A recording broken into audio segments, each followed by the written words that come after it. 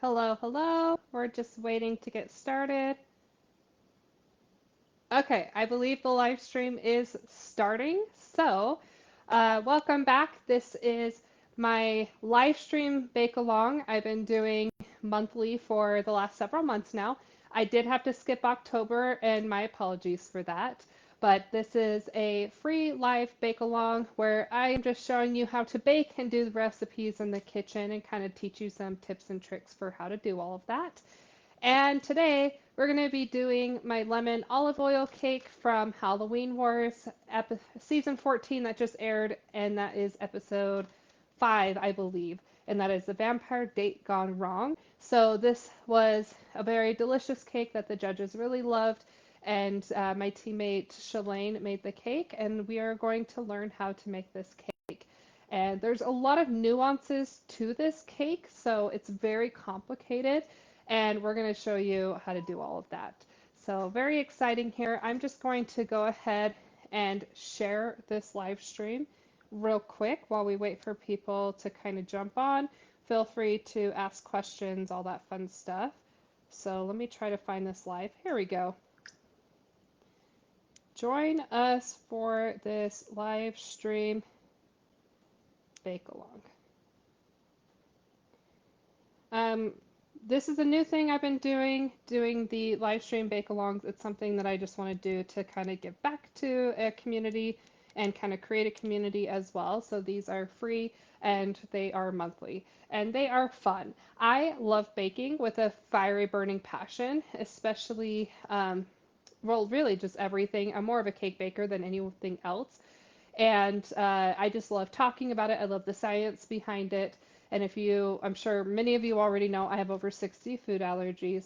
So I heavily have to rely on the science of it, which is why I'm so incredibly passionate about like how the science all comes together. And yeah, so let me just finish sharing this to my Facebook timeline. And we also have this.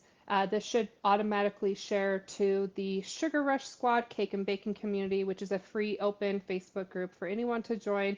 I just barely started this group. It's been a very rough year trying to get everything up and going. I'm kind of trying to revamp my business so that I no longer have to do cake orders. I'm trying to put everything online, and it's been a process. For this live, okay, so join us for this live stream bake along now. And we'll just keep it nice and simple. People can see if they want to join. Coolio. And then if you guys have questions along the way, please let me know. I'm going to turn that volume down. Please let me know along the way because I love answering questions. I love talking about these things. Beautiful. I'm going to wash my hands real quick and then we're just going to go and kind of talk through this cake process real quick, kind of explaining like what we're doing here. But first, clean hands.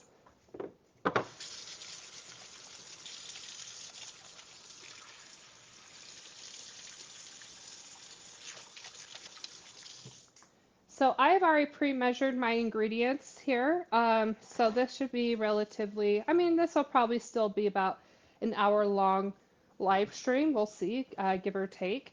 And at least you guys don't have to watch me like measuring everything out. I'm getting better at preparing. You can probably see in the background my kitchen is not as crystal clean as I like it to be. I still have stuff over here sitting on top of my 3 compartment sink. Yeah, you can see that. I don't do cake orders anymore. I stopped doing that years ago because I just couldn't handle it anymore and for health reasons. And I just had to do a wedding cake over the weekend. A beautiful wedding cake. I'll have to share it with you guys. And yeah, so it's been a rough weekend. And I just helped my brother launch a gaming podcast. So I'm doing 3 episodes a week for him for this new gaming podcast that I'm putting up on YouTube and Spotify and Apple Podcasts. Like it's been so much work, and so I apologize for not doing a live stream bake along last month for the month of October. And it's just been really crazy trying to do all this stuff while Halloween Wars has been airing, and I've been doing uh, watch parties with my friends and family every week. And spoiler alert, if you haven't watched it yet, I did make it to the semifinals, and I think my team did a really fantastic job. So I'm pretty proud of my team. on that show. Shout out to Shalane and Ellen. They're fantastic. So let's talk about the actual cake itself. We're doing a lemon olive oil cake. So this is a little bit complicated because we are using two KitchenAid bowls versus just one. Now, I like to do overly complicated recipes because what a lot of people don't realize when it comes to cake baking is it does matter the order in which you put your ingredients together. It does matter the temperature of your ingredients, all of that. So this is definitely way more advanced if you're used to doing like doctored box mixes or even what is called a one bowl cake method. One bowl cake method is you typically just dump all your ingredients together and mix it up. Now that can still make a very delicious cake, but what you probably don't realize is that the order in which you put your ingredients together, the process of it, can actually make for a more tender cake. More tender crumb is what I mean by that. It also makes for sometimes more moisture. You're able to add more moisture to your cake, and also it makes for a more stable cake. So typically, a one bowl method, if you're used to dumping all your ingredients together, at least what I've been told and what I've kind of learned from experience as well, is that one bowl method cakes, I wouldn't recommend going beyond a three-tiered cake, right? So anything above three tiers, that cake is really starting to get too unstable to hold its own weight. Even though you have internal support still keeping that cake up, it gets very fragile, it has a hard time staying together. And if you want to get into bigger cakes, if you want to get into more stable cakes, especially if you want to get into carved cakes, all of that, then that's where you need to uh, kind of push yourself into this uncomfortable zone of doing different methods of mix your ingredients together in a very specific way. Yes, it's slightly more time, and it takes a lot of practice to like feel comfortable with it, but in the long run you're going to be able to say yes to those 4, 5, 6 tiered cakes. You're going to be able to say yes to those carved 3D cakes. You're going to be a lot more comfortable saying yes to all those things because you know that your cake can withstand all of that crazy height or elaborate designs. Now, typically when I make a cake, most of my recipes are creaming method. There's a lot of different methods. There's creaming method, reverse creaming method, all that fun stuff. This one is modified creaming method. So what I mean by creaming method is typically you have your butter and you have your sugar, and you cream these together at the beginning of your recipe, and you cream these together for a couple minutes, and then you add your eggs. So you add your eggs one by one, mix that together, and then from there you have a wet bowl and you have a dry bowl, and you alternate between the wet and the dry. You put that all together. So you can see it can be a bit of a process. You have a lot of bowls and containers involved, but again, you'll get a more stable cake. So most of my recipes are creaming method. This one, extra complicated. We've got two KitchenAid bowls here because this one is considered a modified creaming method. So we're going to do the same thing as a creaming method, sort of, at the beginning. So we're going to, typically, this one is going to have olive oil in it, and we'll talk about that. But typically, with like a modified creaming method, or what you would probably call a foam cake or a sponge cake, all that fun stuff, is you have butter, you have sugar, you cream these together in one bowl, and then you actually separate your eggs. So typically, you would just add your eggs one by one before you add your wet and your dry ingredients. However, with modified, we separate the eggs so that you have egg whites and you have egg yolks and they're separate. So you cream your butter and your sugar together, you add your egg yolks one by one so that you still do that same kind of process. You alternate between your wet and your dry, and it seems like a creaming method. However, we're going to add all of our egg whites into a separate bowl, and then after we finish creaming this first bowl and mixing all of the ingredients together, we're going to whisk up our egg whites separately, and we're going to create a meringue, and that meringue is going to be carefully folded back into our batter, and it's going to create a nice airy foamy cake like a sponge cake. So very fun stuff there. very complicated. Uh, Definitely one that could easily be screwed up when trying to film on TV. But Shalane, my teammate, who had to make this recipe on that specific episode because it was the cake highlight episode, so the cake decorator had to be the one to bake the tasting element that episode. She did a fantastic job, and we were able to win that episode. So very proud of her.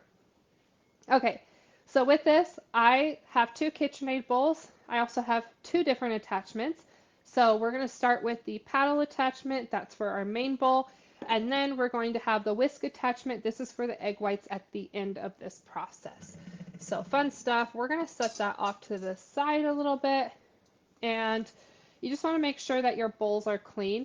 Now, the main bowl that we're going to start with doesn't have to be super clean, but your other bowl that we're going to whisk up the egg whites in, you want to make sure that is grease. It's free of any grease. So if you've been using it to make buttercream, anything like that, make sure it's thoroughly cleaned out. Something that a lot of people do. I don't do it as often anymore. I used to be in the habit of doing it all the time. But if you want to make sure that your bowl is completely grease proof, you can take lemon juice or vinegar, soak it on a paper towel, and wipe out your bowl, and that will cut through the grease and clean it out. Also with the whisk attachment, because if you have any residual grease in your bowl, your egg whites are not going to want to whisk up and create that meringue. So if you've ever tried to whisk up your egg whites and you struggle with the meringue, then that might be the reason why you have grease, residual grease, or you have some cracked yolks in your whites. A little bit of cracked yolks left in your whites will also prevent it from whisking up. There's several different reasons why that can be the case. So if you struggle with that, that could be your reason. So we're going to start with the first creaming bowl here. So I am using a 6-quart KitchenAid bowl, and this recipe is a larger recipe. I was going to cut it in half just for demo's sake, but I actually decided to just do the full recipe. And then I'm just going to freeze it and find a purpose for it later, maybe for a family member's birthday cake or something. Um, I think I'm going to do 2 7-inch pans. That's what I pulled out, but I believe I'll actually have extra batter on top of that. I cannot remember, but I think this recipe, because it's a bigger recipe that we used for TV, this would be either 8-inch, 2 8-inch rounds or 2 9-inch rounds. So it's quite a bit of batter. I just decided why not. I probably will bake up some cupcakes on top of the 2 7-inch pans and use those cupcakes to record some content or something. I always try to find a repurpose for what I'm doing. So first, the creaming bowl. So we're going to take the first bowl here and we're going to add our butter and our sugar. Now, typically with this lemon cake, I would just do all butter, but for this one specifically, it's actually going to have olive oil. So I do have that measured out as well. Typically, the amount of butter that you are using in your creaming method, reverse creaming method, whatever, all of those recipes, they usually start off, not all of them, but a lot of those methods of creaming your butter and your sugar together at the beginning, it's typically however much butter you have, there's about twice as much sugar. This is not exactly that in that same case as what other recipes would be, but close enough. So instead of using all butter for this, we're going to be substituting some of the butter for olive oil. There's a couple of reasons for this specific cake recipe. So when you make a cake, you can either choose to do butter or you can do oil. Usually it's canola oil or vegetable oil for me.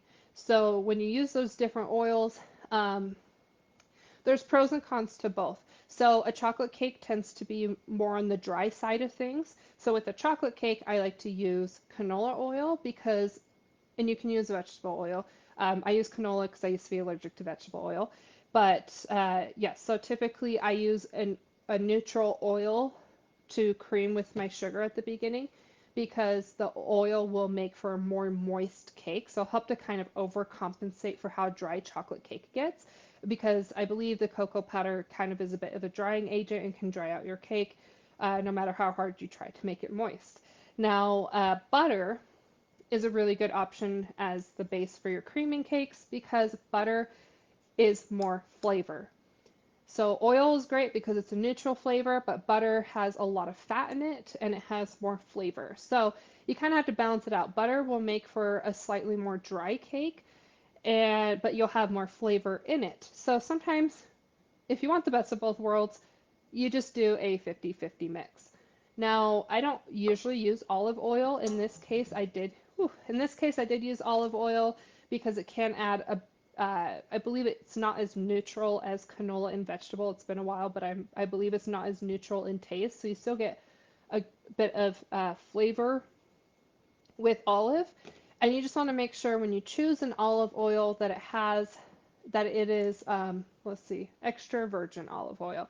So you want to use a high quality olive oil. If you use a cheaper option, then it actually can have a bit of a rancid taste to it and is not great for cooking and baking, apparently. That's just from the research I did. So make sure you're using a high quality olive oil. Okay. Oh, one of the other pros and cons to butter versus oil is butter. You see how the butter is solidified? Although, yes, that butter will melt down in the baking process. When you cool your cake back down, this butter is dispersed all throughout the cake and it will solidify back up. So butter-based cakes are better for carving. They're better for stacking. So they just give a little bit more stability because they're not liquidy like your oil options. Pros and cons. So this type of cake, a sponge cake, is not very stable anyways. So anytime someone asks for a sponge cake for like a cake order, I usually won't let them put it at the bottom of like a multi-tiered cake. I usually tell them, hey, it has to go on the top one or two tiers. Sometimes I'll let it be on the bottom tier if it's not a large three tier, just because I don't trust it, quite honestly. Whew, that is a bit of word vomit, so thanks for bearing with me there. So I am just adding my butter and my olive oil right into my KitchenAid bowl, and then my sugar. Now, before I put this over here, I'm also going to add my lemon zest. This is a great time to add your lemon zest. So let me grab that real quick. I've already started the process because it's time consuming. So typically when you're making a citrus cake, you want to have both juice and zest. Now we want to try and get as much lemon flavor into this cake without it being like crazy overwhelming. Um, but when you do the zest of your lemon, the zest has sweeter, uh, it's sweeter in something else. It has more sweeter uh, lemon notes to it, whereas the juice of the lemon has more sour notes to it. So both the juice and the zest is going to add lemon flavor to your cake, but they're both going to add different kinds of lemon flavor to your cake. Sweet notes and sour notes. So I like to have a fine balance of both of those things by doing both. Okay, so I like to do a lot of zest. I like as much lemon flavor as possible without it being too crazy. I'm not even a lemon fan, but those who love lemon cake, like they love it. They love, love, love it. Woo, hey Clea. Oh, thanks for jumping on. Clea, thank you. I know you had all your paperwork to do. Okay, so I've already zested 3 lemons here. I had a fourth one. I don't think I need all of that. So the zest, I cannot remember how much zest, and I've already closed out my recipe, but that's okay. So I'm just going to do probably 3 tablespoons. I believe it's 2 or 3 tablespoons. I'm just going to do 3. So I've already zested 3 lemons, which means I should have 3 tablespoons here. If you don't know, 1 large lemon equals out to about 1 tablespoon. Looks like I have a little bit extra. That's okay. Lots of zest. I actually have a little bit left here, and I don't think I need it for anything else. Oh, yes, I do. I'm making some curd, like lemon passion fruit curd this weekend for a cake party I'm going to. So I will actually save some of that zest because I have a little bit more than I needed. So just talking about the lemons real quick. Anytime I get fruit or anything like that that I'm going to add to my cake, I like to put these in a little water bath and I do a splash of vinegar and I let it sit for a little bit. That just kind of helps to clean off your fruit. And then I dry it off, and that from there is where I go and zest it and do whatever I need to do.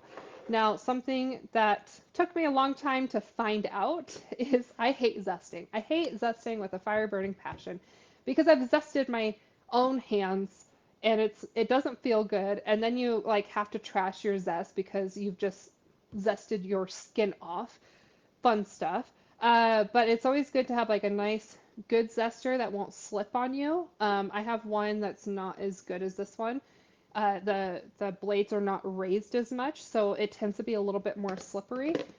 But also, what really helps is rolling your lemon. So apply pressure like this, and you roll it. Oh, I suddenly just got a wave of comments. I don't know if they all just like came in at the same time. Oh, it's all Kalia. Yes, I'll make the lemon tarts. My family is literally absolutely obsessed with my lemon passion fruit tarts, and I make it every Thanksgiving. They like will murder me if I don't make it. But that's a couple weeks out, so I'm not gonna like use the zest for that. Like, dude, you need to chill. Hee hee. Oh my gosh, dude, you have issues. That's my sister. Okay, so I have my lemon, and by squishing it and rolling it on my tabletop surface, this just kind of helps to soften it a bit. So basically, especially when you have like a fresh lemon, it's very um, it's very full, if that makes sense, and it's very tough. And so when you're trying to zest it, you're not getting very much surface area trying to do this, but by kind of squishing it like this and um, kind of softening the outside a little bit, when you go to zest it, you'll get more surface area. It's like the equivalent to you don't want your car tires to be overblown. If you have too much air in your tire, then it's actually not touching the road as much, so it's actually like not as safe for you. There you go. Nice little uh, metaphor there, analogy. I don't know. But the point is that having more air or more, we'll just say air, having more air in your lemon is like a tire is not safe. You don't get as much surface on your zester. So it takes longer to zest, it tends to slip a little bit more, and it's just not safe. So do that first, you'll have an easier time zesting. And this is my favorite zester. All right. So I've already zested. We're not going to watch me zest anymore. And I just want to point out that I actually added my zest to my creaming bowl at the beginning. You can add it later, but I don't recommend it. Typically, when you're working with zest, let's say you're making a curd or something else like that, I actually, before I add all my wet ingredients, I always take my zest and I rub it together with my sugar. So when you rub your zest and your sugars together, you can actually smell that is the essential oils being released from your lemon zest. So this is kind of essentially the same thing as picking it up and rubbing it with the sugar. By creaming this together at the beginning with my sugars, this is helping to release those essential oils from my zest, and you will get more of that taste, more of that smell, all of that being released. So this is a great spot to add your zest, and so that it disperses better anyways. I'm always invited. Thank you. Yes, that's my cousin. Hi, Kim. I love that purse you got me. I've been using it every single day, by the way. Yes, my family is obsessed with the lemon passion fruit tart. Once you try it, you can never go back, which is crazy because I've never tried it. I've been making it for years to the point that I no longer can only make it at Thanksgiving. I have to make this lemon passion fruit tart like multiple times a year. My family like worships it. They're obsessed. Like if it was the only thing I baked for the rest of forever, then they would be totally okay with that.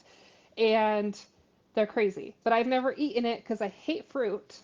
But also I'm allergic to almonds and it has a layer of almond. It's called frangipane, and frangipane is like almond paste basically that you bake up on your tart. So there's that's okay. I don't like fruit, so it's like it's fine that I can't eat it. Okay, so with this, I'm taking my lemons And I just cut these open and I'm just going to juice my lemons because we are going to be using the juice both in the cake and to soak into the cake. Now you could add like a bunch of lemon juice to your cake. Um, the problem is like you have to be really careful because when you add lemon juice to your cake, again, it's not very sour notes, but the issue is if you add too much, you throw off the balance of your wet and your dry ingredients, and the juice is so incredibly acidic that it also kind of starts to mess with your other ingredients. Like your this one has baking powder. You know, it makes your cake react differently when it has too much of this like highly acidic ingredient. So you have to be really careful with that. So this cake doesn't really have like a lot of lemon juice to it, but that's okay. So typically what I do is I will juice my lemons and we add, let's see, I wrote it down, 135 milliliters. So this large recipe only takes 135 milliliters, which really isn't that much. And then I'm going to add some of this to my simple syrup, and my simple syrup, basically, we're just adding it to taste. And then we soak the cake with the simple syrup. We're not going to demo that on screen because I don't have, we're not going to sit on camera and wait for me to bake the cake, cool down the cake, and go through the whole process of simple syruping it. That's okay. You guys will get the point. We'll still talk about it. I still made the simple syrup so we can talk about it. Okay, we're almost done juicing all my lemons.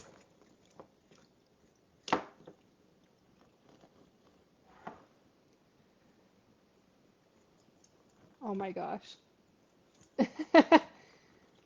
I can see you guys are arguing here. Everyone over here threatens to change the locks on her. It's true. My family is so obsessed with with those tarts. It's like a pâte à sucre, so it's like a tart shell, and then I do a layer of this like almond paste, the frangipane, and that kind of helps the curd to not make the tart soggy. And I'm sure it's delicious. I don't know. And then I do a layer of lemon passion fruit curd. So I have to bake the shells, then I bake the frangipane, and then I bake the curd. So it's like a you have to bake it three separate times as you add each layer. And then I add like a whole bunch of fruit on top. They're obsessed. Okay, so we've got our juice here. I juiced more than I needed to, but I like to save my lemon juice for I make a lemon ginger tea. It's really good for inflammation, just to let you know. Okay, so this is 135 milliliters of juice. So I'm just going to add this in here. Oh, that was most of the juice I had. Okay.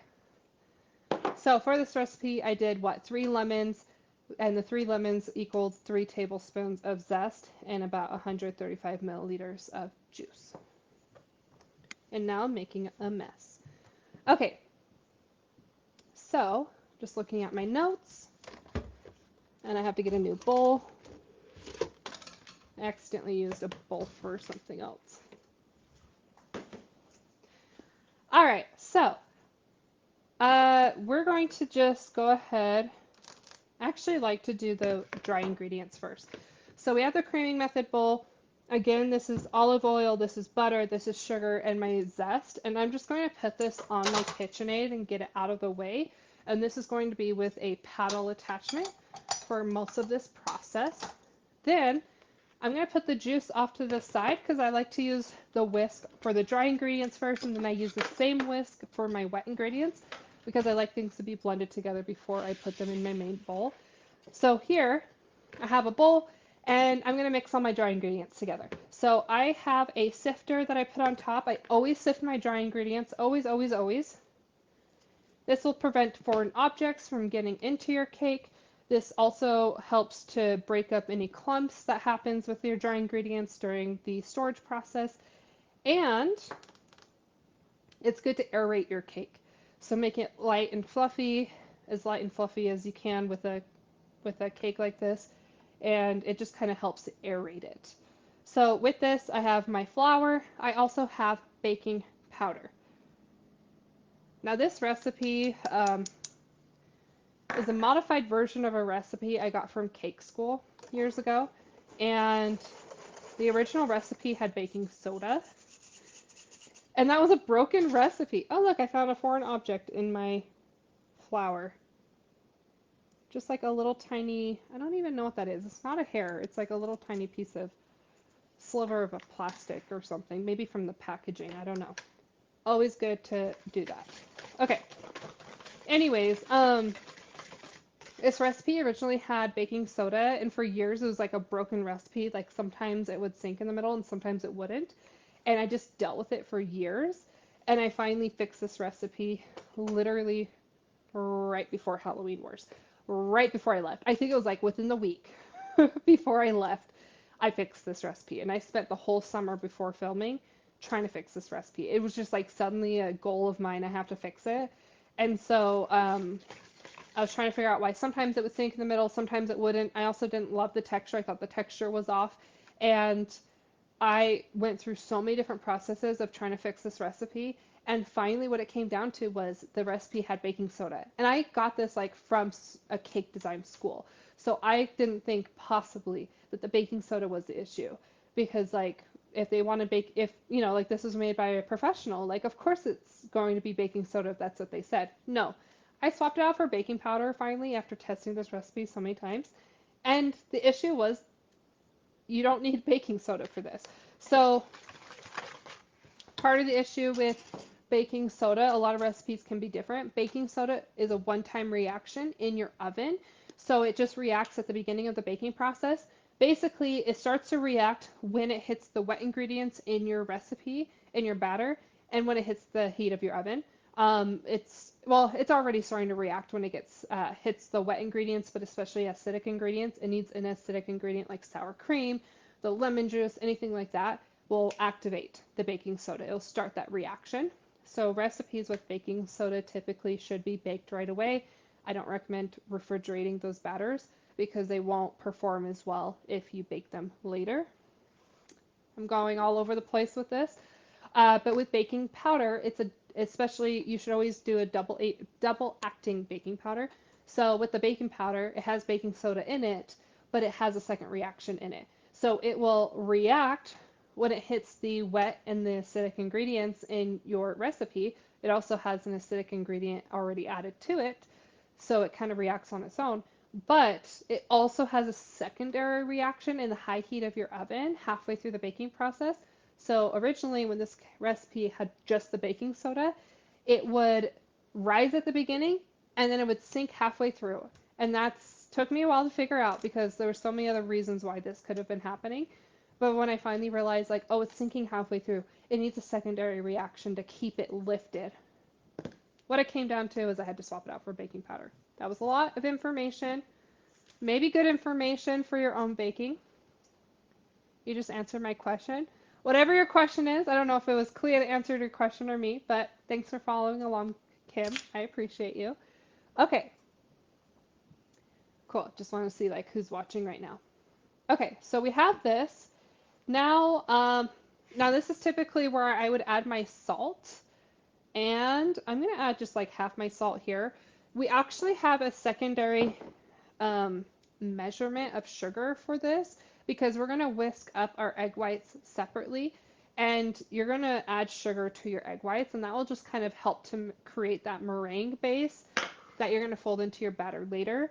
And sometimes supposedly salt is good to add to your meringue. It keeps you from over whisking it or something. It's been a long time.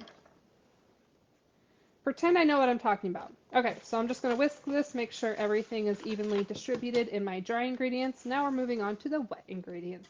So I have a separate bowl for my wet, and I have my juice here. I feel like there's like some crushed up seeds that got in there, and I don't want the seeds getting in there. So I'm just going to use like a fine sifter just to kind of catch those little foreign objects. So I caught some of the lemon pulp that was in there, as well as little tiny seed bits. that I don't want in there. So we'll just kind of get that out of the way.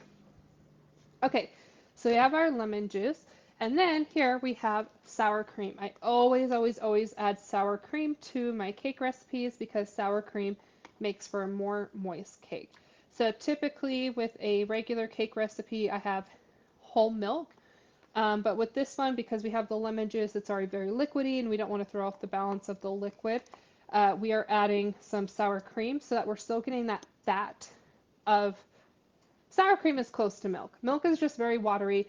Sour cream has more fat than milk and it's not as liquidy. So you're able to actually get a more moist cake with sour cream. So yeah, this recipe, no milk. We don't want to add too much liquid. So, all right. So here I also have vanilla extract. That's one of my wet ingredients. And we're going to add two more things here. I want as much flavor as I can possibly get in my recipe. Now, one of those, you guys, as you watch and join my live stream Bakealongs, you'll find that I love emulsion. So this is called bakery emulsion. It's from Loran's Kitchen. It's a very popular brand, and I have almost their full collection of flavor emulsions. Very fun stuff. And I like to add this to all my baking as much as possible. They have so many different flavors and they're just fantastic. So emulsion is similar to an extract. Extract is alcohol based, whereas uh, emulsion is actually water based. So basically, the emulsion won't bake out in the heat of your oven like a alcohol based extract would. So this gives you, it even tells you, it's a more robust flavor. Let's see. Da da da. It's characterized by a rich, long-lasting taste that is bursting with aroma and flavor. An excellent choice for flavoring all of your stuff. And yeah, so this is really fantastic. It won't bake out. Okay, it specifically says uh, emulsions have a more potent, robust flavor that won't bake out when exposed to heat. They're also water-based. So it says that specifically on here. So whenever there is a flavor option for what I'm baking, I try to use it. So in this case, lemon, I always keep lemon on hand. And I don't remember how much of this to do, but that's okay. We're going to guess here. Because I've already closed out of the recipe that was on my computer, so that's okay. So I'm just going to add some lemon emulsion to my cake. We already have the lemon juice, we already have the lemon zest, but hey, but it doesn't hurt to also add emulsion. Now, this is another thing. Oh, this is optional, by the way, but why not? Another optional but fantastic thing that you can add to all of your baking. Sorry, this one has been great. If you if you don't know, when you film TV shows like Halloween Wars, you can't have brands. So like if you bring your own stuff on set, like you can't have the brand showing. So they have to put tape over it and it's called Greeking. So this has been Greeked, but I removed it because it's so fantastic and I want you guys to know where I got it and what it is. So this is a flavor enhancer and this is made by my friend Mitzi Torgensen. She is a cookie decorator, very well-known cookie decorator. She lives locally to where I'm at in Utah and she is the owner of Happy Confetti. That is her cookie brand. But this line of her extracts and things is called the Happy Flavor. So I have one specifically for baking. This is to put in any of your baking. And then she also has another one. The one I have is the same size as this. That is specifically for enhancing the flavor of your icing. So things that are not being baked. This is the baking option. There's a non-baking option. So flavor enhancer. This is your secret ingredient. She's so much better at the elevator pitch than me, but she gave me these samples and I've been using it in all my baking. So basically, the flavor enhancer, I'm really terrible at explaining it, but essentially it's some scientific fancy schmancy thing that she invented with a scientist, and they created this together, and it basically protects your baking. So when you bake things in your oven, it loses flavor in that baking process. But the happy flavor, this flavor enhancer, basically kind of protects your flavor molecules or something like that. It kind of like wraps itself around your ingredients and it protects it from the heat of your oven. So this just helps to keep the flavor that's already there. It protects it during the baking process. Again, Mitzi is so much better at explaining that than I am. And I love Mitzi and I love her little happy flavoring and I add it in everything now. I haven't had this like a very long time, and I haven't even been actively baking in my kitchen. Like I don't do cake orders or anything, and you can see like it's very nicely heavily used. I have been using it on Food Network shows, which yeah, I think I had it a year ago when I filmed Halloween Wars. Okay, so flavor enhancer is optional. Lemon emulsion is optional. Definitely use vanilla extract though. I put vanilla extract in like everything. It's always a good base. So now that I have all of these ingredients together, you can see like it's still kind of separated, but basically I want to kind of blend my sour cream in together with my very liquidy lemon so that it blends into my batter better. My better. I do know what I'm talking about. Thank you. My sister is my ultimate hype man. I do know what I'm talking about. I think if you like listen to me talk about this stuff, it would be hard to deny that I know what I'm talking about. You'd be like, "Damn. Wow, you really know what you're doing." Okay. So, I have my wet ingredients. I have my dry ingredients. I have my bowl already on my KitchenAid. That is my creaming at the beginning, so my olive oil, my butter, my sugar, my zest. Sorry to reiterate all this stuff. I don't know when people are hopping in and out. Okay? So now we have all this. I'm just going to kind of clear my space a little bit. And we have to do the eggs. So let's put this off to the side. And now we're going to crack our eggs.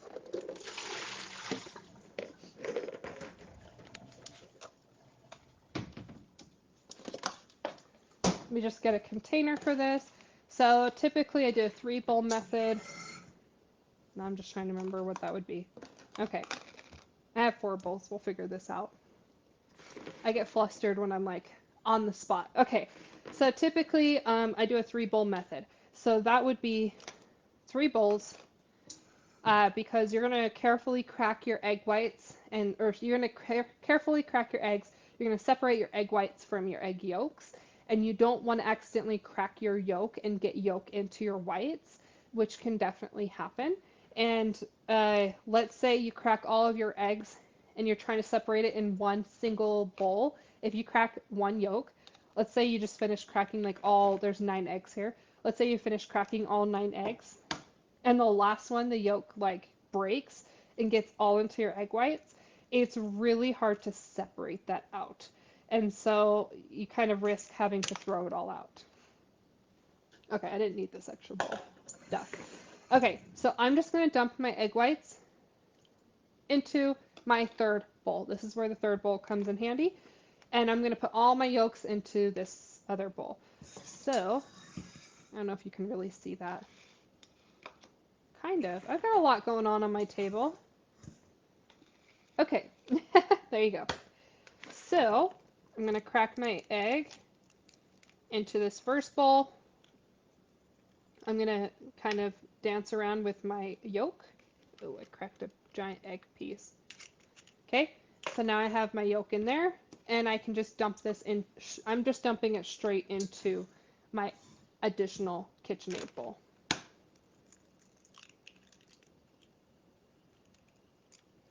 Sometimes people like to separate their eggs by hand, like they actually will like dish out the yolk with their full hand. I don't like doing that, even if I have clean hands.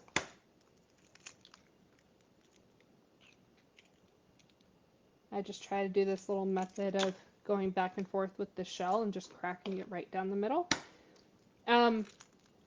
With any of your baking, it's good to work with room temperature ingredients because it will blend together better. So it's just better overall for your batter. It'll blend better. It'll hold moisture better, all that fun stuff.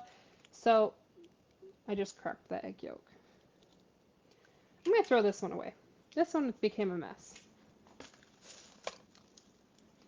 Now I've got like too much yolk in here. Okay, so I'm gonna have to replace that egg, but you can see because I've separated it out, it did not make a mess for me. So anyways, it's always good to work with like room temperature ingredients,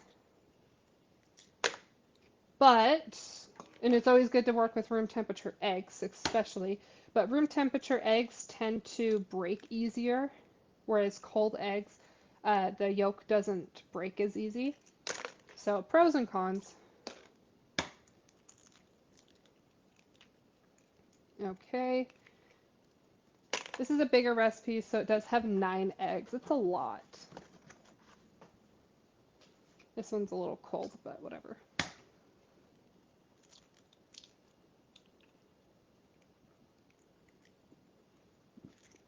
Okay, now I can just move these out of the way. Now I've got egg yolk, or egg whites, all over my countertop. Don't love that. Okay, so I'm going to whisk up my egg whites at the very end. So I'm just going to place this off to the side, but we do need the egg yolks. We have lots of yolks here. Let's move that. And I'm just going to clean this up so I don't like cross-contaminate all these egg whites. Okay, get rid of some of the excess.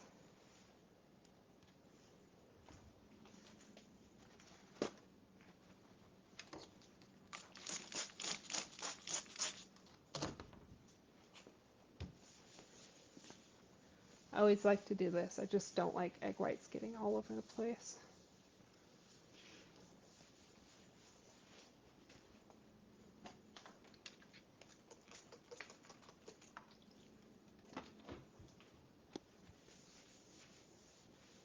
Okay, and now we're finally just about to get started because I'm just going to mention one more thing, and then we can actually blend the ingredients together. I promise this process is a lot faster if I'm not taking the time to talk about it, but you can see how it is a more labor-intensive process than just a one bowl method of throwing all your ingredients together.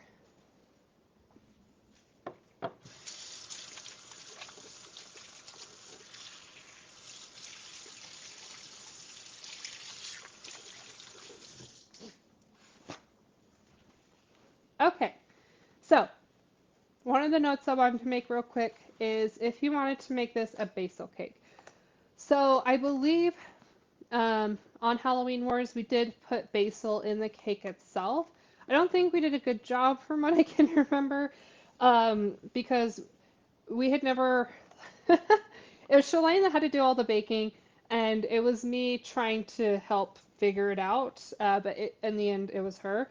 And I've never worked with basil before. I don't think she'd ever worked with basil before, so this was like new for us. And our assigned ingredient for the episode was basil. So, again, I think we added some basil to the cake, but we mostly had all of the, well, we had basil in the curd, the strawberry curd that she made, and basil in the Italian buttercream that we made. And I keep saying we, she made them. Um, I'm usually the baker on the team, but that one episode I was not. So that's fun. So, anyways, there was a basil Italian buttercream, and that had a lot of basil in it. And it's a very green buttercream. Actually, I have some left over from the weekend.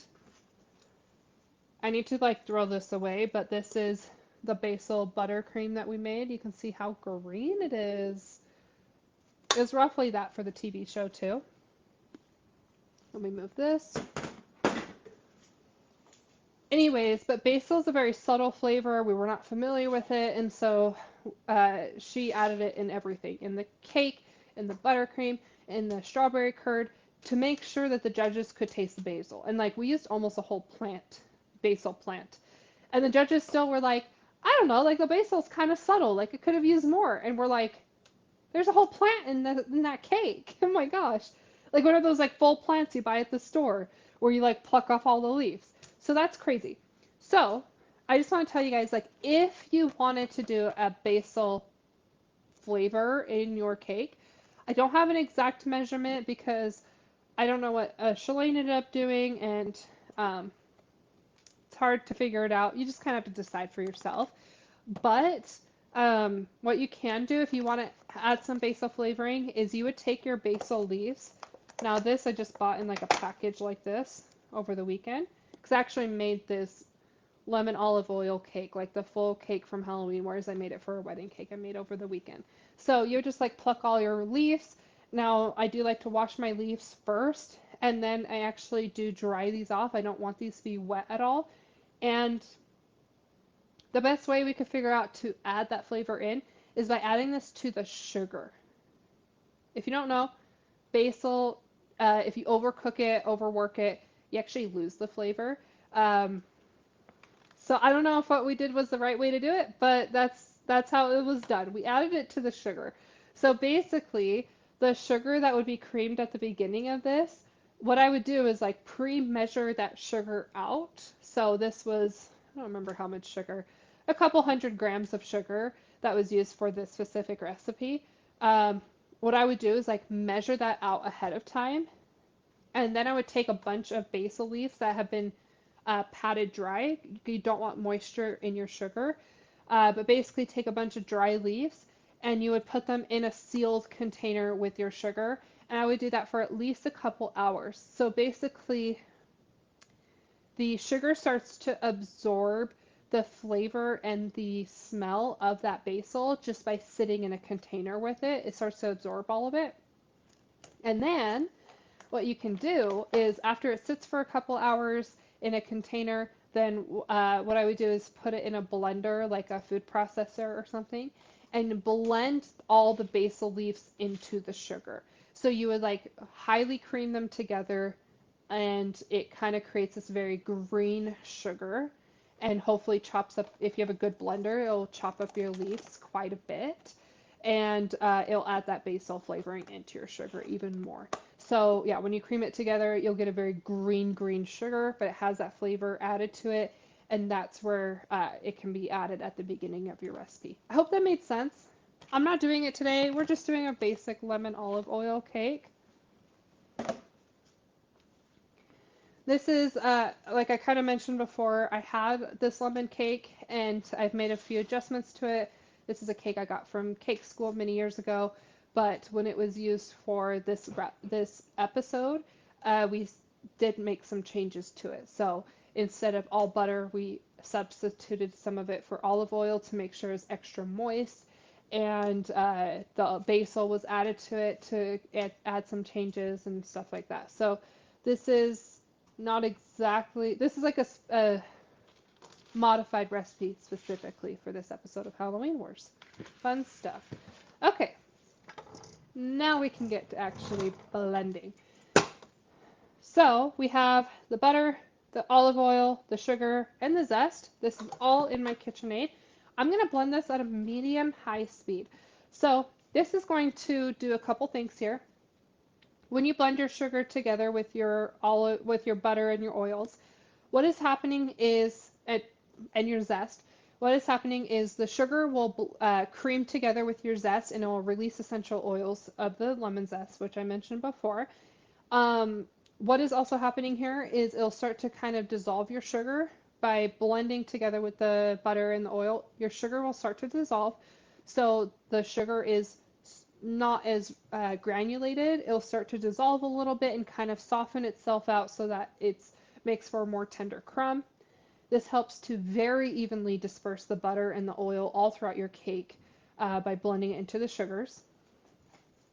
And by doing this process, it is actually, your recipe is able to, it's able to hold on to more moisture in your recipe. So you're able to have a more moist cake in the long run because you're able to have more sour cream, more, let's see, I'm trying to think, juice. You're able to have more of that lemon juice.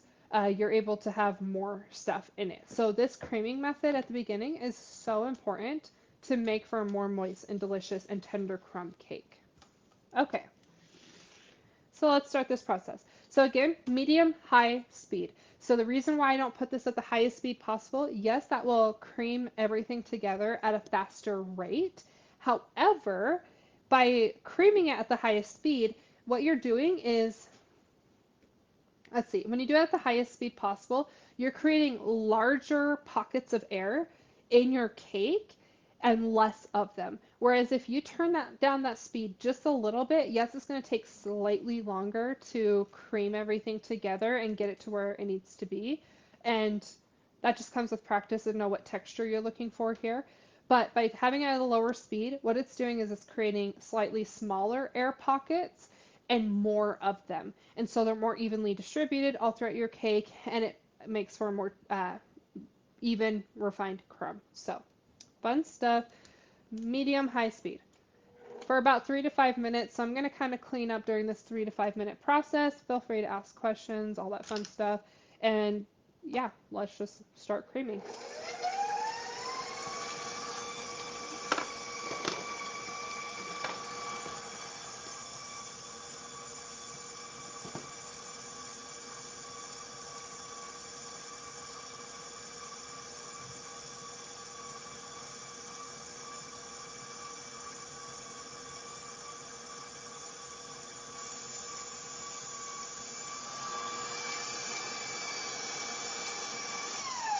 Okay, so I am going to show you some of the process along the way. So with the oil, it's a little bit of a different texture that you kind of have to get used to with that like kind of liquidy addition into this. But typically, when you start creaming your butter and your sugar together, it'll kind of start to clump up and it won't stick to the sides of your bowl. And then as you continue to cream it, then it starts to stick to the side of your bowl. So when it pulls away from the edges, it's definitely not ready. That is the early stages of creaming. Now, I did say that we're going to cream this for 3 to 5 minutes, and that really just varies. You have to get practice to know what texture you're looking for here, because it depends on the size of your bowl, the size of your equipment. It depends on how much of this recipe you're doing. If you're doing the full recipe like me, or if you're doing, like, let's say only half the recipe because you don't need as much batter. If you have less batter, less that you're mixing together, it's going to mix faster.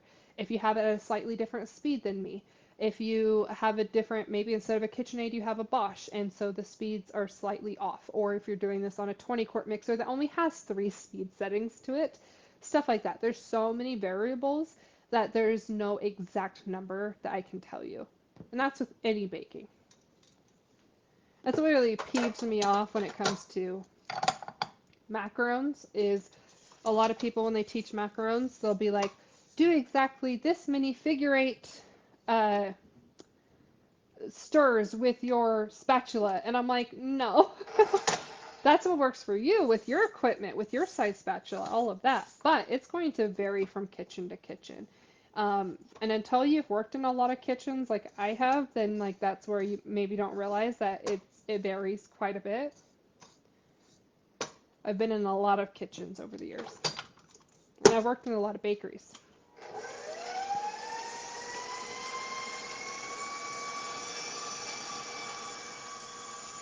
Hopefully you guys can hear me just a little bit so that I can kind of push this forward because we're already about an hour into this live stream. My goodness. But I've already preheated my oven, and my oven is at 335. I am at a very high altitude, so that's going to vary from person to person. I would recommend kind of testing out all of your recipes.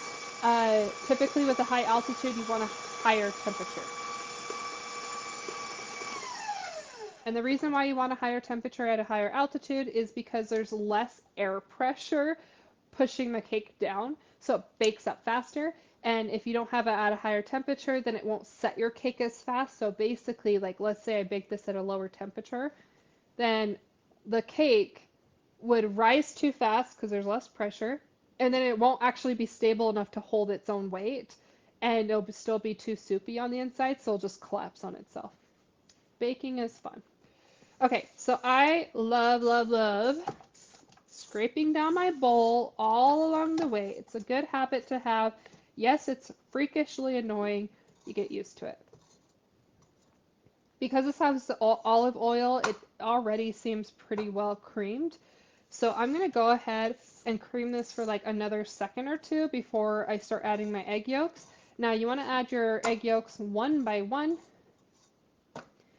But I like to stop halfway and I like to scrape down my bowl again and then scrape again at the end of adding all of my eggs. The reason for that is because, especially if you don't have olive oil in here and it was just straight butter, when you add your eggs, um, basically the really thick butter sugar will kind of stick to the edges of the bowl, and only what's on the inside will actually start blending together with the eggs. So what's blending together with the eggs is getting really soupy, and the outside edges on the bowl is like still thick butter chunks, and it'll have a harder time blending into itself and thoroughly coming together if you don't scrape along the way and make sure it's all coming together. Fun stuff.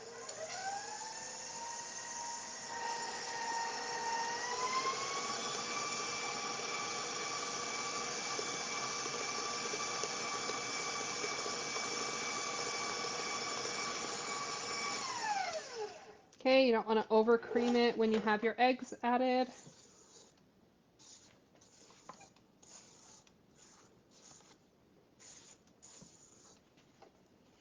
So I'm just going to scrape this down.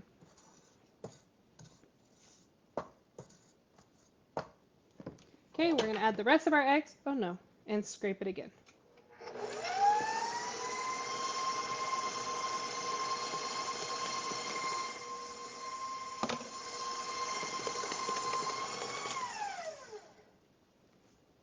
Okay, that's good.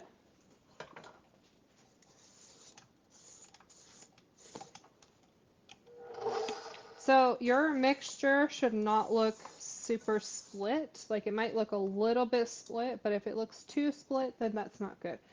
But basically, we now have this nice texture here, and that's where we're going to add everything else into it. If it looks too split, you probably don't have a good proportion of dry ingredients to the wet ingredients at this point. So I have noticed that with other recipes where it just looks, the butter looks too split and it looks too soupy at this point. And I've had to adjust recipes to have like less eggs added to it to make up for that. Okay, so at this point, all we have left, no, not all that we have left. We still have our bowl of egg whites that we're going to whisk at the end with some sugar that has salt added to it. And we have our dry and our wet. So I'm going to, at this point, add my dry and my wet ingredients. And I'm going to alternate between the two. I'm going to do 1/3 dry, 1/2 wet, 1/3 dry, scrape the bowl, 1/2 wet, 1/3 dry. Very confusing. So the dry ingredients are in thirds, the wet's in half. We're going to start and end with the dry. I hope that makes sense, but I do like to scrape halfway through to make sure it's all blending together.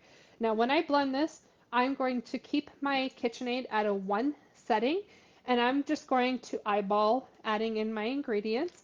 And basically what we're doing here is when you start mixing your dry ingredients, like your flour, in with all of these wet ingredients, you start to activate the gluten inside of your flour. It'll start to kind of activate it and kind of pull at the strands and all that fun stuff. So let's say you are to add all of your flour early on in your process of mixing everything together. What is going to happen is you add all that flour at the beginning, you're mixing too much, and you overactivate your gluten, and that's going to make for a very tough cake. It's going to make rubbery strands, like streaks of rubber inside of your cake, and you don't want that. It's going to ruin your cake, okay? So you don't want to do that, I promise. So that is why we're going to do some of our dry with some of our wet, and we're going to alternate so that we don't overactivate our gluten, and we are just putting this at a 1 setting on the lowest stir speed as we add everything together. Now, kind of going along with that is if you add all of your dry ingredients all at once, then you're going to get a very thick batter that is very dry. And then it's going to be hard to mix all of your liquid ingredients together because it will just have a hard time kind of blending together.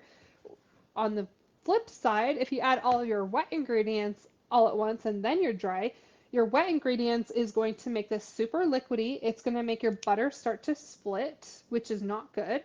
It'll kind of ruin your batter a little bit, And it'll make this so soupy that your dry ingredients will have a hard time blending together. And you end up over mixing your batter in the process trying to get it to blend together. So to make up for that, to make sure it all comes together, that is where we alternate between them. And when I alternate between them, again, this is at the lowest setting. I'm just going to turn this on. Hopefully it's not too loud for you guys. But basically, I'm going to dump in 1/3, and I'm going to wait till this starts to come together, but you don't need it thoroughly blended together before you add your next ingredients or you risk over mixing it.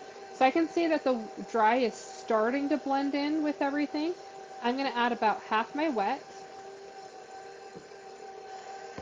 Okay. Now as that is starting to blend together, that's where I'm going to prep my dry. And it looks pretty good enough, so I'm just going to go ahead and dump more dry ingredients in. I'm going to keep some of that off to the side. Okay, now this is starting to blend together. Now at this point, scrape, scrape, scrape. So I'm going to make sure that my dry ingredients are actually getting in there because some of it got caught on the paddle attachment. And I'm just going to kind of bring everything together. I'm also making sure that my butter chunks from the beginning are not stuck on the edges or the dimple at the bottom of my bowl. I want to make sure all of it is blending together so I don't have butter chunks at the end of my mixing process. Okay.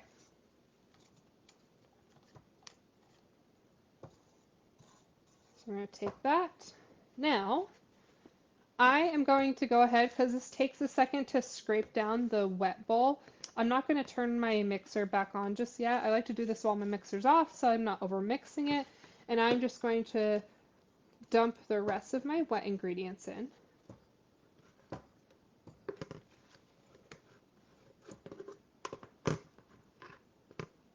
Okay.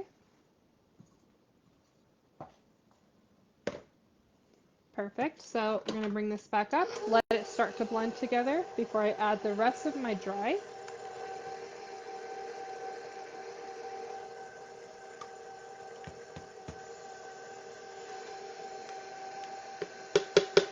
Okay, now that that's in there, perfect, perfect. I'm just going to let that blend for a second so it starts to come together. And I'm, of course, going to scrape my bowl again. Okay, I can see some of my dry ingredients got stuck on top of my paddle attachment, so this is a good time to fix that. I'm going to scrape my paddle attachment because I want to make sure there's not big chunks that are stuck on the inside of my paddle. And I'm going to start scraping down the edges of my bowl, especially this like kind of top edge tends to get a lot of dry ingredients stuck up there. So everything needs to be blending together.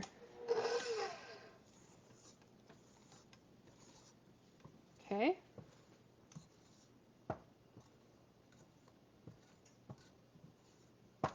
Perfect. So at this point, it's starting to come together. This is where I'm going to turn up the speed. So instead of mixing this at a 1 speed, I'm going to turn this up to a 5 speed. So at least on the KitchenAid, it's a scale of 1 to 10 on speed. I'm going to do halfway, medium speed, 5. And what I'm going to do is I'm going to count to, on this one, 15 seconds. So typically on a regular cake batter, when I'm doing this last blend at the end, I do usually about 20 to 25 seconds. I used to do up to 30, but I've cut back to 20 to 25 seconds because I felt like 30 was over mixing some of my batters. So 20 to 25 has been like a good range for my cake batters. So with this one, instead of doing a full 20 to 25 seconds, I am going to only do about like 15 to 18 seconds. And I'm going to count to 15 to 18 seconds as this is mixing on a medium speed. I am very careful with that counting process because it is pretty precise. And what this is doing is, if you look at the batter, which I don't think will show up on camera very well, so you're just going to have to take my word for it, but when you look at the batter now, everything is starting to come together. My batter is a little bit chunky. So you can see that it's not, the texture just isn't right. Now, when you do this last blend at the end, you will see a huge difference in the texture. It will just be so much like it just looks better. It doesn't look chunky. It looks like it's actually blended together a lot better. It's so awesome.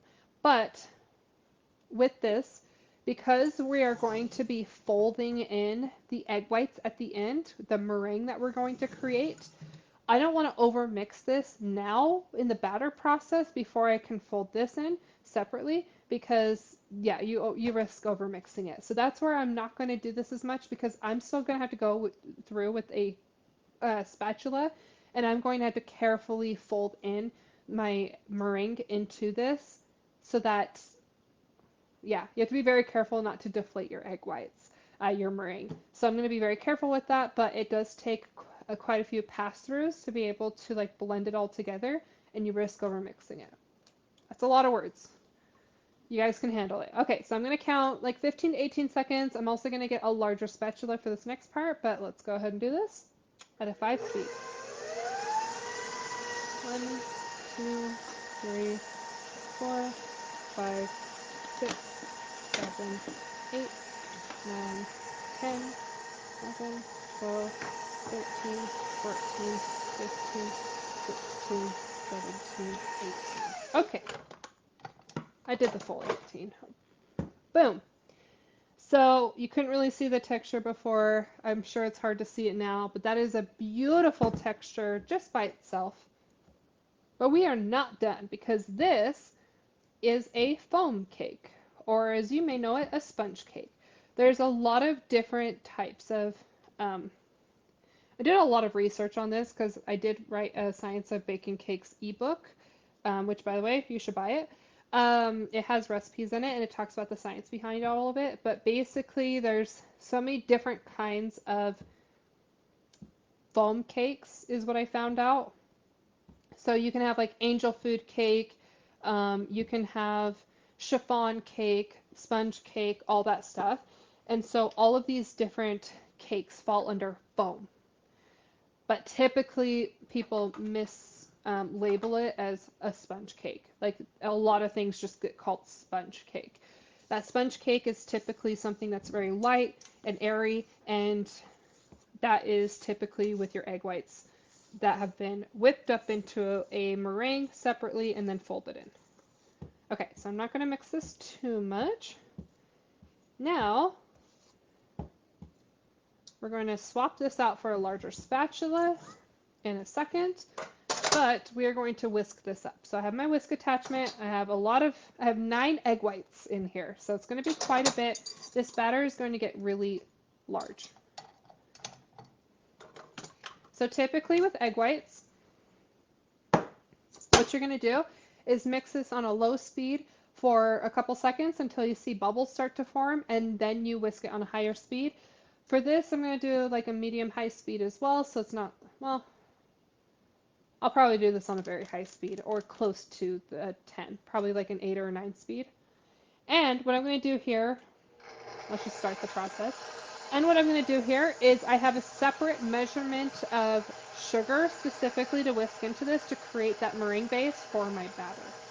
But you don't want to dump it in all at the same time. If you dump this all at the same time, then you will weigh down your egg whites and it won't whisk up into a beautiful meringue. So you got to take your time with this. Let it start to whisk up first. I'm going to go 1 notch below highest speed. How about that? Okay, so I'm going to give this a second to kind of loosen up those egg whites so they're not so tight and coiled up. And it's loosening it up, and then I'm going to just kind of sprinkle my sugar in and just kind of take my time with it. So I don't weigh it down. So I do not want to waste eggs and have to start over.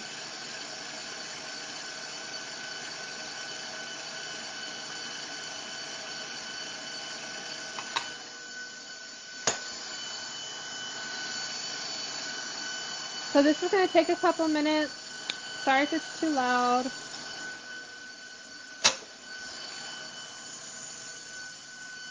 Very detailed. Yes. Oh, you're talking about the ebook. The ebook is very detailed.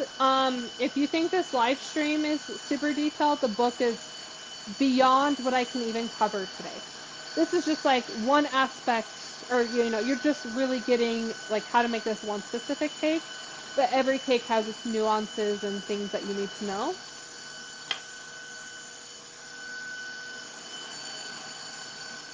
So the live stream Bakealong for this Facebook group, this is a free Facebook group. Anyone can join. It's open. It's not private. It might eventually become private, but for now, I'm just trying to grow it. So it's open, and I plan on doing these live streams once a month, and they're free. Now, I probably will be sticking mostly to basic recipes, like or like pastry recipes and candies and things like that. I'm actually going to leave the cake baking for a membership I'm working on, which I had to postpone multiple times because my life is a hot mess. I keep trying to launch it, and unfortunately, like I've had to deal with a lot of personal stuff, especially this last year, where I just can't seem to like nail it down, and so that's fun. So when I get my membership up and going, it will be a membership on my website, and the membership will include monthly live stream cake alongs. And so once a month, you'll get a new cake recipe and a live stream that like shows you how to make that specific recipe. Because the website is going to be more geared towards cake decorators, whereas I just love baking in general. And so I decided to, as fun as it is to charge money, yay. I also believe that there should be some free resources for you guys to like understand baking and all that fun stuff. So you still learn so much in this free group. And then if you're looking to specialize more in cakes, which is my specialty is cake baking, then you can go and join the membership when it's ready.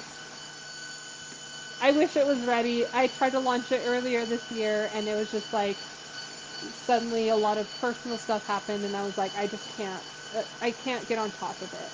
So I'm working a lot right now to try and get ahead of it so that I can get that all launched. So we're going to be doing that. In the meantime, there is, before I can launch the membership, I am launching my 3D Cake Masterclass relatively soon, either by the end of this year or early into next year. It kind of just depends on, I've recorded I've recorded a lot.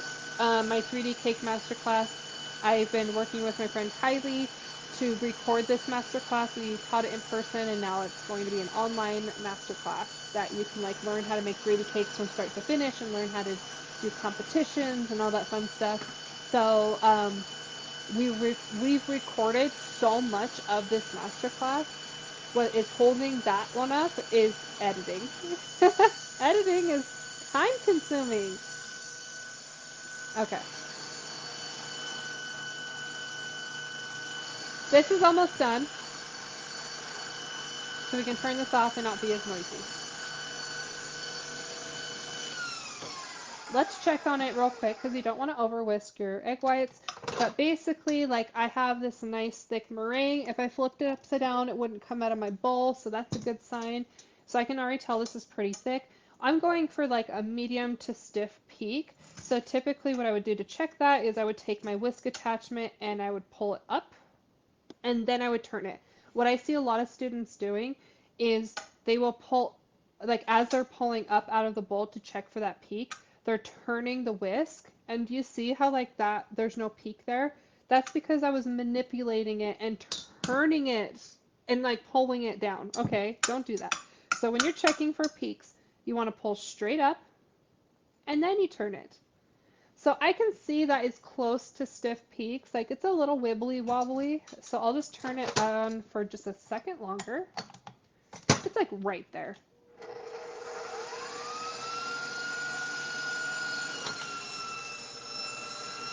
And we'll get this ready.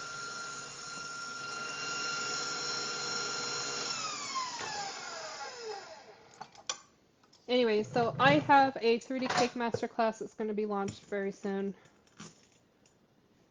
I thought it'd be launched already, but that's okay.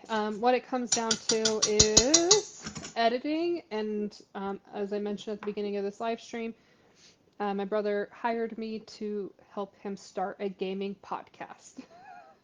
So it was a very impulsive idea he had, and he could afford to like pay me to do this, and I needed the money. So this last month, I have been busy with Halloween Wars airing. I've been doing all sorts of other stuff, but one of the big things I've been doing is starting this podcast because I've been running all the social media. I've been editing. Right now I'm doing 3 videos a week, and these are like 2 hour long videos, like an hour and a half to 2 hours on most of them. And it's just a crazy ton of editing. So unfortunately, I've had to put my own stuff on the back burner, but we'll see how much more editing I can get done here soon. Okay, fun stuff, personal stuff, but just know there's a lot more things coming. So, okay, now I have my batter. Now I have my egg whites. You can see it's like an equal amount. If you look at the two bowls together, this is like almost the same amount as I have batter. So what I'm going to do here, I like to use a very large spatula because if you're using like a tiny, like let's say you're using a tiny little spatula, you're going to be mixing, mixing, mixing like crazy, and you're going to take way longer than you need to blend this together. And in the meantime, as you're folding this together, you're going to start deflating your egg whites that you just whisked up. All those tiny little air bubbles is going to create a nice beautiful texture and a lot of softness to your cake. All that is going to start getting deflated, so your batter is not going to be as light and airy, and you're going to start overworking your gluten in your flour, and you're going to start getting like a streaky, gluey, rubbery cake texture, and you don't want that. So instead of taking too long, we're just going to upgrade to a very large spatula so that it takes less pass-throughs to be able to blend this together. So I'm going to do half of my meringue, and I'm just going to carefully start to fold this in, and I'm being very careful with this. I'm not trying to deflate it. So what I'm doing here is kind of like chopping through like this, chop, versus blending with the flat side of my spatula, because as you blend with the flat side of your spatula, you're purposely deflating those egg whites, which you don't want. So typically what I do, I make sure I'm scraping my bowl all along the way. So I just scrape my bowl here, and I'm gently just kind of shaking the batter off of my spatula. And then as I'm going through, I'm also kind of cutting through the center of my batter, but again, in a chopping motion. Chop, chop, chop. And I'm making sure that I'm kind of digging down deep into my batter so that I'm not only mixing the top portion of my bowl, I'm actually blending this into the bottom of my bowl as well. Okay, this is starting to come together, but you can still see some egg whites. That's okay. Let's dump the rest in.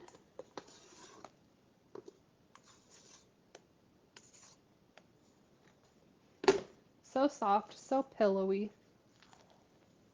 Okay, and we're just going to very carefully make sure we're scraping the bottom of the bowl and bringing that up top so everything is getting thoroughly blended.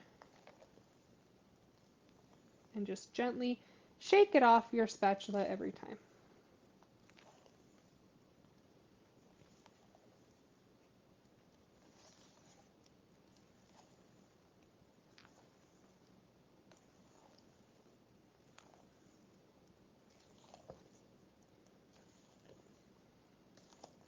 So I can see my egg whites are kind of disappearing into the batter. That's a good sign. I don't want to overmix it, but I don't want to undermix it. So just make sure that you don't see any egg white streaks.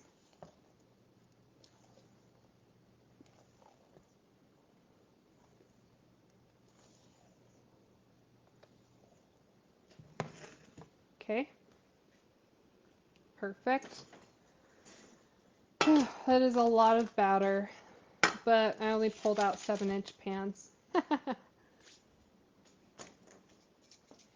And I'm almost out of my spray. I like to use Baker's Joy because it has flour in it, so it's just really great for not sticking. This is more for baking versus like an oil spray. We're so close. Okay, so I like to spray these with Baker's Joy, and then for my pans, I'm also going to be adding my parchment paper.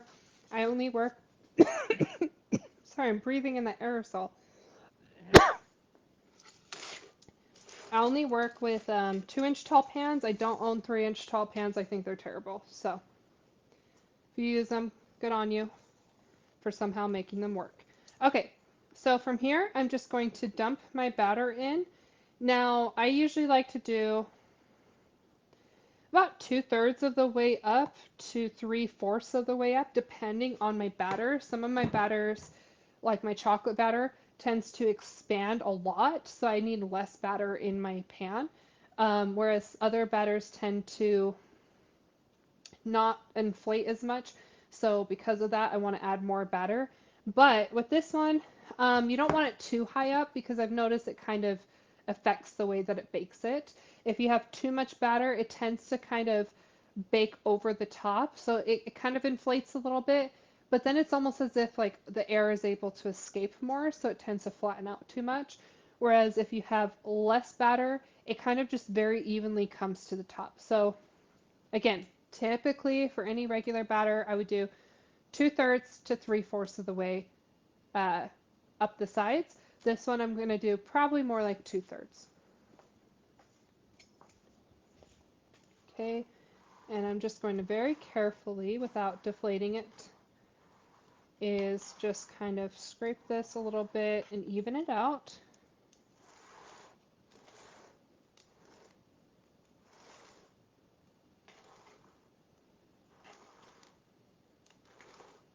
And at my high altitude, again, I'm going to be baking at about 335. Okay, I don't feel like that's too close to the top. That's a decent amount. Do you see that? Let's say that's roughly 2/3. Don't go any higher than that, okay? Again, it'll inflate too much and then it'll deflate quite a bit. At least in my experience. But I am at a high altitude, so it might be affected a little bit depending on the altitude too. You never know.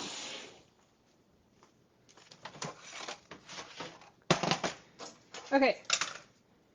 When I bake, I always bake on a cookie sheet. Always, always, always. 1000% of the time, my cake pans go on a cookie sheet. A couple reasons for this. It insulates the heat. You're less likely to get browned bottoms. Even on like your cupcakes, my cupcake pan always goes on a cookie sheet because I get less browned bottoms.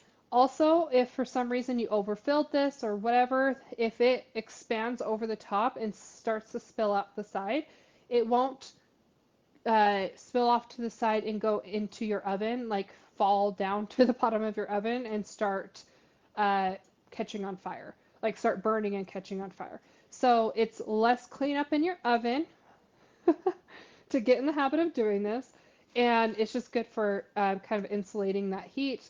And it's also, anytime you open up the oven, a lot of heat is escaping out of your oven, and so the less time you have your oven open, the better. So anytime when you're putting all your pans in your oven, when you're pulling everything out, or if you're just checking on your cake pans, then you definitely want to be able to just get them all in as fast as you can without losing too much of the heat, especially at the beginning of your baking process or in the middle. Um, some people like to halfway through baking or just over halfway, they like to pull all their pans out and turn them in their oven. I have pretty new ovens and I don't have that issue. But if you were to do something like that, it's also less time your oven is open to have all of them on one sheet and just flip the whole sheet around. So I'm going to put this in the oven.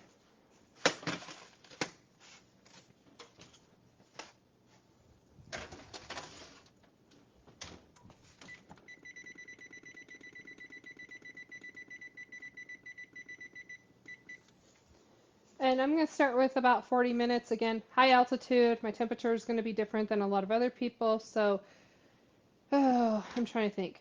I don't use convection on my oven, but because I know a lot of my students don't have convection, so I just like to use what most people are going to be using. So no convection on my oven. If you are at sea level, then you probably want to lower, this always gets confusing. You should lower your oven temperature by 10 to 15 degrees. So I'm trying this at 335. I'm still kind of experimenting with the temperature on this specific cake. But if I'm at 335 to 340, you should probably be at like 325, give or take. 320 to 325 for a regular oven, no convection. If you have convection on, you need to drop it another 10 to 15 degrees. Um, this cake, again, I'm still kind of experimenting with it because it is kind of a newer recipe and I haven't baked it enough. So this is also good for me to kind of test it out. Uh, but I'm trying to think. This cake tends to have this cake has a very high sugar content, so because of that, there's extra caramelization on the outside of the cake, where it tends to brown more than other cakes. So for that reason, sometimes I have tried to drop the temperature to kind of low and slow bake it so that it's not as caramelized on the outside, it's not as browned. But yeah, I'm still kind of experimenting with that. So you decide. I used to bake this at 320. Now I'm trying it at my normal temperature at 335. Okay, with all of this, let's kind of wrap things up. I'm not going to have you guys stick around for the end of this.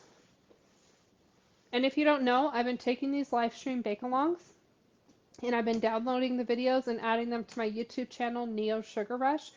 I started this channel a couple years ago, and I am finally kind of revisiting this channel. I had to take a break for health reasons, but I have a decent amount of subscribers, and I'm trying to revive my YouTube channel. So if you ever miss out on these, you should be able to just scroll back in the Facebook group of Sugar Rush Squad Cake and Baking Community. It's a free group, anyone can join. In fact, you don't even have to do anything until you try to you can join the group without answering any questions. If you ever tried to participate, then it just asks for your email address so you can get on my mailing list. And yeah, then you just get freebies. I give a couple freebies along the way, mostly the Livestream Bakealongs. Every now and then you'll get free downloads or whatever, and kind of stay in the loop of what's happening. And yeah, you can also go to Neo Sugar Rush YouTube channel. So if you're coming from the YouTube channel, go find my Facebook group. If you're coming from the Facebook group, go subscribe to my YouTube channel. Fun stuff. Okay, stay there.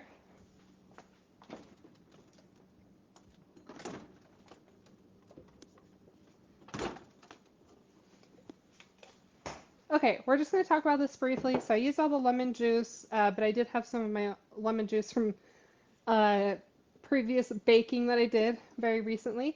So I just have some lemon juice here. Um, I'll kind of give you an idea of what I would do for this cake. So I don't have an exact measurement, and I think it really just depends on the person. I'm not a huge lemon fan, so it's too much for me, but I do tend to add a lot of lemon. So basically, what I would do here is I personally start with simple syrup. Um, Not a lot of people believe in simple syrup, and it's an argument I have on the regular of whether or not you should use simple syrup on your cakes. So there's a lot of reasons to use simple syrup. It depends on your location. I live in Utah. Utah is a desert, and people in Utah are highly addicted to sugar. So simple syrup adds more sugar to my cake. It also adds more moisture to my cake, and it prevents it from drying out as fast because I'm in a desert at near zero humidity. Things dry out freaky fast, okay? It's not humid here. So simple syrup is really great for my location. If you don't want to use simple syrup, that's fine. However, one of the other reasons that you probably should think of using simple syrup on this specific cake, actually two reasons here, is because a foam cake or a sponge cake like this, because of those egg whites that we whisked up separately and then folded back into the cake, those egg whites are a drying agent, okay? They are your sponge cakes, foam cakes, whatever, they're going to dry out faster than a normal cake would. It's just the facts of life. So your cake has a shorter shelf life and the fact that it's just going to dry out faster. And so to prolong that shelf life, to keep it from drying out as fast, it's always great with foam and sponge cakes to add more moisture back into the cake. Very smart thing to do. Also, so as I mentioned before, we added lemon juice and we added lemon zest and we added lemon emulsion to make this a lemony cake. I hate lemon, but I can tell that it's just not enough lemon. I've tried the cake and I'm like, I can taste it, but I don't think it's really there. And a true lemon lover who wants a lemon cake, they're going to be disappointed, in my opinion. And there's only so much zest you want to add. and zest is not a very strong flavor. It's very sweet and it's not very strong and it's not very potent. Lemon juice, too much lemon juice in your cake batter is going to, as I mentioned before, it's going to throw off your recipe by adding too much moisture and too much high acidity to your recipe. So it's going to start throwing off the balance of your recipe and destroying your recipe. It's going to break it. And the lemon emulsion, as much as I love lemon emulsion and it's great to like add a robust flavor, at the end of the day, like too much of this is going to give it a fake flavor. And I'm really sensitive to that stuff. I found out I might be a super taster, so I have sensitive taste buds. But I can very easily like taste the chemicals in so many things that I eat. That's why I use fresh lemon juice. I stopped using bottled lemon juice because it just started tasting like chemicals to me and I can't handle it. Even though it says it's 100% lemons, there's chemicals in there, I promise. So anyways, um, going back to lemon emulsion, there's only so much lemon emulsion you can add without making it taste fake. So, in order to enhance that lemon flavor and give it a very pucker taste, that delicious puckery taste, what you can do is boom, you take some extra lemon juice, you add it to your simple syrup. I like to do it to taste, whatever your taste is. Um, I just add this to this. So typically with my cake, simple syrup, when I add that to my cakes, I have it in a bottle like this.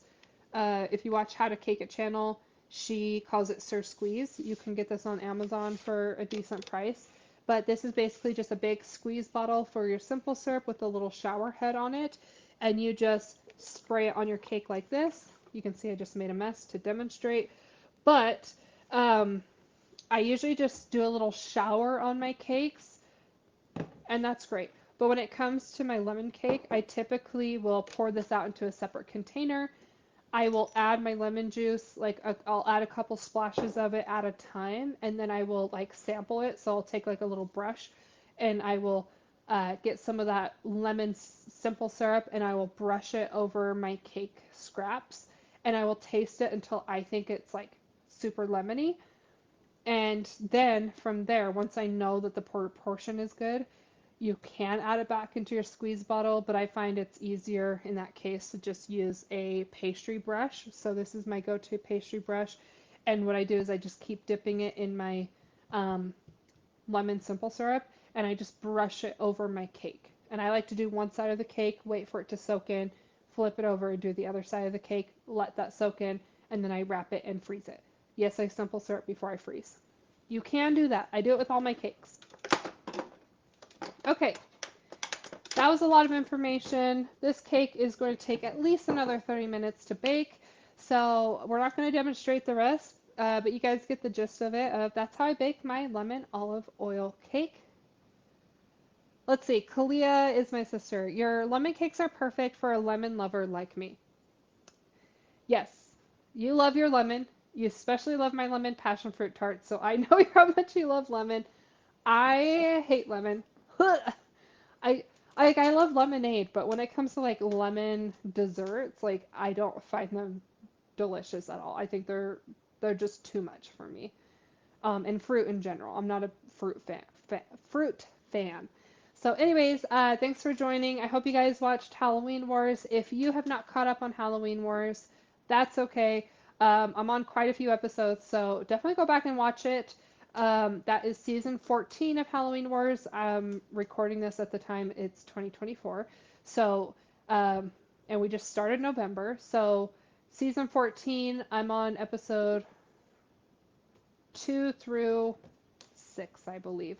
So definitely go check that out. If you missed it on Food Network, and I'm sure there will be reruns next year or coming years, whatever. But if you missed it on live TV, you can always go watch it on Max streaming as well as Discovery Plus. Those are two options if you want to watch it on demand. And I think I did a good job. And I'm pretty proud of myself and my teammates and all that fun stuff. If you guys are interested, there is a Science of Baking Cakes ebook. I'll drop the link here. But my Science of Baking Cakes, I can't talk. But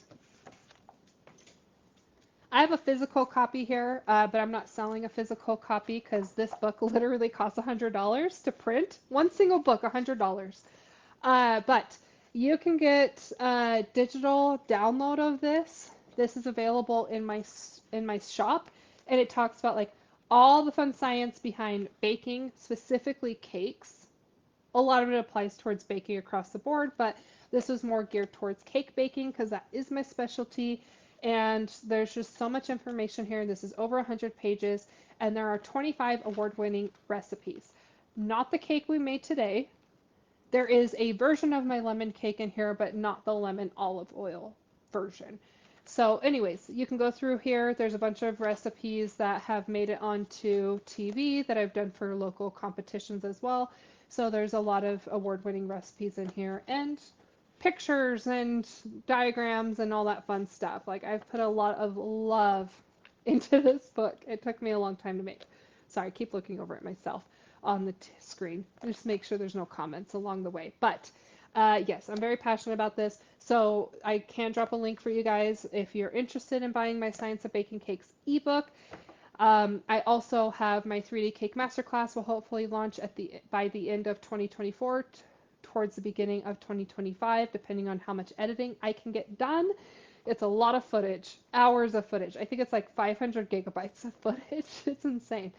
So I'll keep you guys updated on the 3D Cake Masterclass as well as my monthly membership. That will be a paid membership where you can get live stream cake-alongs, different from the bake-alongs, and all sorts of other good stuff. I just need to get more organized and get on top of it so that it can all run smoothly once it's actually up and running. Um, what else besides that? Oh, I'm going to be teaching in Oregon. What was the sugar retreat? The Oregon Sugar Retreat or something. It's changed this next year. It's now like the Oregon Sugar Show by the ocean. Cake by the Ocean. No, just kidding. I'm going to look this up.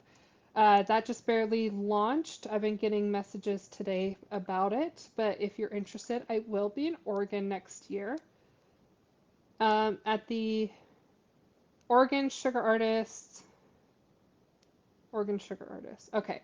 I'm going to drop links for everything, but I'm going to be coming to teach in person in Oregon spring of 2025. So, and I'm sure I'm going to be applying to teach other places as well, so just keep your eye open for all of that. And that might be it. Follow, like, subscribe, watch all the fun stuff I have coming up. Okay, thank you guys. We'll talk later. Bye.